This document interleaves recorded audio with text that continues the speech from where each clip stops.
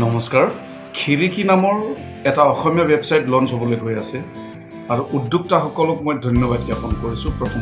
প্ৰথমতে ধন্যবাদ জ্ঞাপন কৰিছোঁ এইটো কাৰণেই কাৰণ অসমীয়াত যিটো ৱেবছাইট লঞ্চ হ'ব, আমি যিখিনি অসমীয়া পাঠক আছোঁ, আমাৰ মা দেউতাই হওক, আমাৰ ভাইটি ভণ্টি, আমাৰ বন্ধুবৰ্গ, যিখিনিয়ে অসমীয়া সাহিত্যৰ বিষয়ে বা অসমীয়া ভাষাত বেছিকৈ পঢ়া শুনা কৰে, তেখেতসকলে অসমীয়া ভাষাত বিভিন্ন কলা, সাহিত্য, সংস্কৃতিৰ বিষয়ে এই ৱেবছাইটটোৰ জৰিয়তে, খিৰিকীৰ জৰিয়তে আমি জানিবলৈ পাৰিম, শিকিবলৈ পাৰিম বা শিকিবলৈ পাৰিব।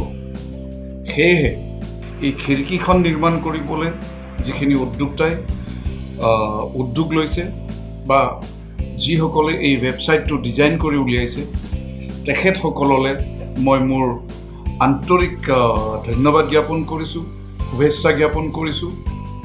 আগলৈ যাতে আৰু এই খিৰিকীৰ জৰিয়তে অসমীয়া সাহিত্য সংস্কৃতিৰ ভঁৰালটোলৈ যাতে বিভিন্ন ধৰণৰ কবিতা, প্ৰবন্ধ, বিভিন্ন ধৰণৰ উপন্যাস আমি এই ৱেবছাইটটোৰ জৰিয়তে পাওঁ, অসমীয়া ভাষাত পাওঁ।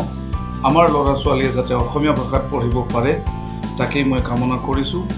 আৰু কিবা যদি কৰিব লগা থাকে, আমি নগণ্য হিচাপে যদি আমি কিবা কৰিব লগা থাকে, আমি সদায় খিৰিকীৰ লগত আছোঁ। অসমীয়া ভাষা সংস্কৃতি জীয়াই ৰখাৰ ক্ষেত্ৰত আমি যিমানখিনি কৰিবলৈ পাৰোঁ, খিৰিকীৰ জৰিয়তে আমি কৰি যাম আৰু তাকেই কামনা কৰিলোঁ, শুভেচ্ছা জ্ঞাপন কৰিছোঁ। আৰু আমি একেলগে কাম কৰি যোৱাৰ এটা প্ৰতিশ্ৰুতি আমি চবেই ল'ব পাৰিলে নিশ্চয় খিৰিকীয়ে বহু দিনলৈ জীয়াই থাকিব। জয় আই অসম।